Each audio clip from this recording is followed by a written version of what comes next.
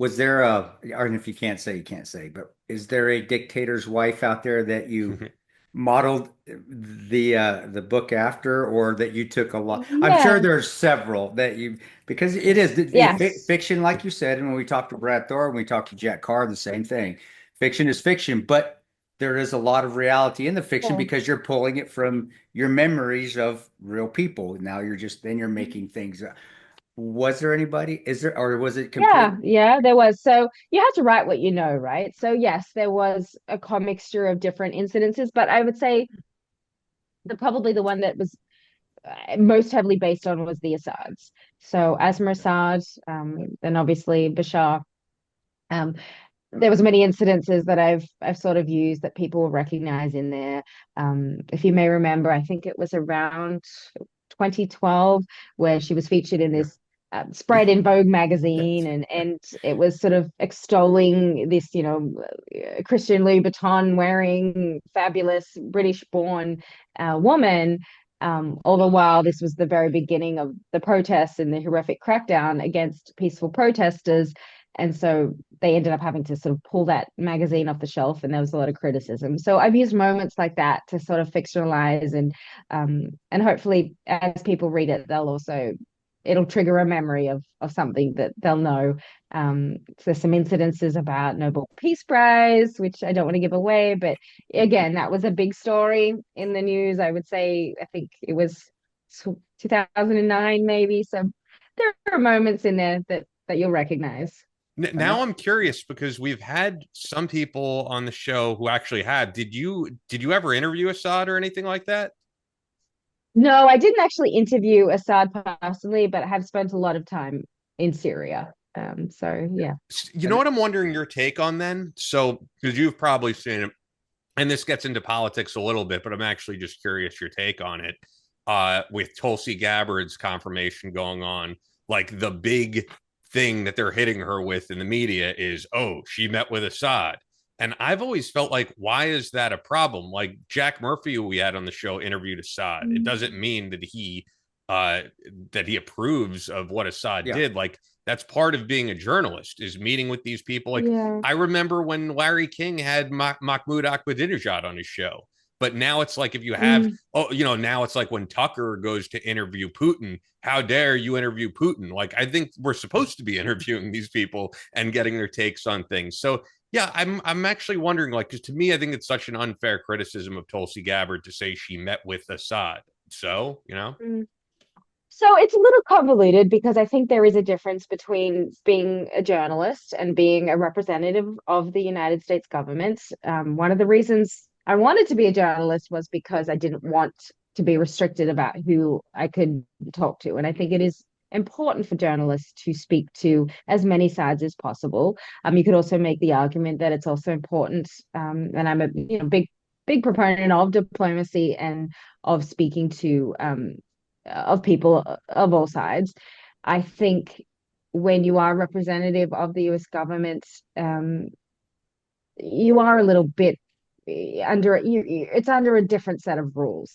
And so at during those meetings, I think um, Assad is one of the worst human beings that I have encountered um, in my work. Just the level of the people killed, the sort of types of torture against people, just it's hard to imagine that human beings can do that to other human beings. So he's a horrible man. Not to say that he shouldn't be engaged to some degree, but I do think that um, it is walking into the devil's lair. And I also think yes, the criticism I think is unfair. I think a lot of it comes from maybe not people not really being aware of what her stance was on it.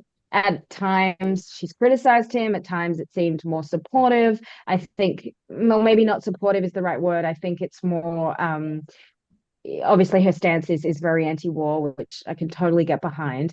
Um, so I don't think she did anything wrong per se, and I think that the criticism comes from very people that are very deeply impassioned about who this horrible man is, and he is a horrible man.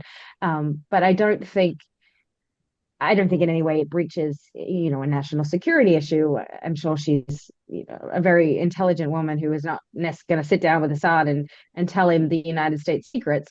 But I do think when you are in a sort of representative role, you probably have to be subject to a lot more criticism. And you have to just be willing to take that if you are going to meet with someone like him. Whereas I think with journalists, there is a little bit more of a bandwidth that, and people still complain when you interview someone they don't like. But I think it is the role of journalists to do that. I don't think we should be saying who we should and shouldn't talk to. And you could make that argument that maybe the US government should be more like that they shouldn't be so restrictive about who you can and can't talk to, that maybe it would behoove us and be a better diplomatic stand if we were more willing to sort of sit down with our enemies, to sit down with the Ayatollah, to sit down with Maduro, to sit down with these people who are perceived as US enemies. Maybe it would get us further. And I think that is an important discussion that should be had. Yeah, well, I mean, the only thing I'll maybe give you a counter point to, I mean, for one, like all these dictators were mentioning, when Trump met with Kim Jong-un, it was like, oh, he's going to start World War III. And that didn't happen. And so the only thing I will say, actually, to your point where you said, I think people are criticizing her because they are very critical of Assad and they want to make sure that the U.S. doesn't support someone like Assad. I think people like you feel that way. But I also think there's just people that we've seen where it's just anything she does, they're going to make up crazy stuff. Like the whole idea of her being a Russian asset, to me, entirely ridiculous. They wouldn't have her in the U.S. military all these years if she was a Russian asset, and all the stuff Hillary Clinton said about her. So I think there are people who have like legitimate criticism like yourself. And then I think there's other people that are just looking for anything that sticks, that we can't have this woman. We need to have the, John Bolton type of guy in charge of this position.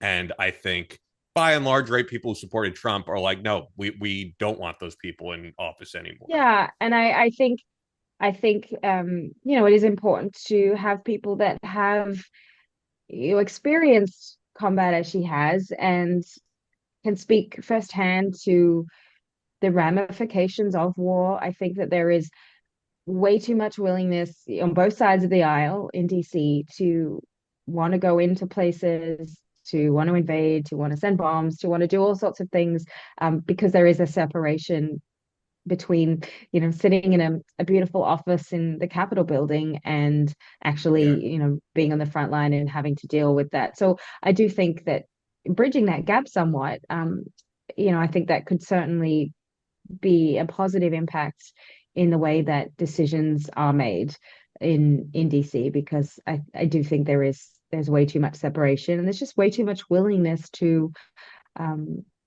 want to send people or weapons in, and that could potentially put people in harm's way that isn't going to advance the US interests, and nor will it necessarily advance the interests of the country that is at hand. So I think having people that have experienced that, I think, in more areas of government, I think would be really beneficial. Thanks for checking out Battle Line Podcast. This is just a smaller clip from our latest episode, which you can check out in its entirety by clicking here. While you're watching, be sure to hit the subscribe button and thumbs up the video to show your support. Now, if you'd really like to help us out, click the thanks button below to make a donation. It goes directly to us in keeping Battle Line Podcast going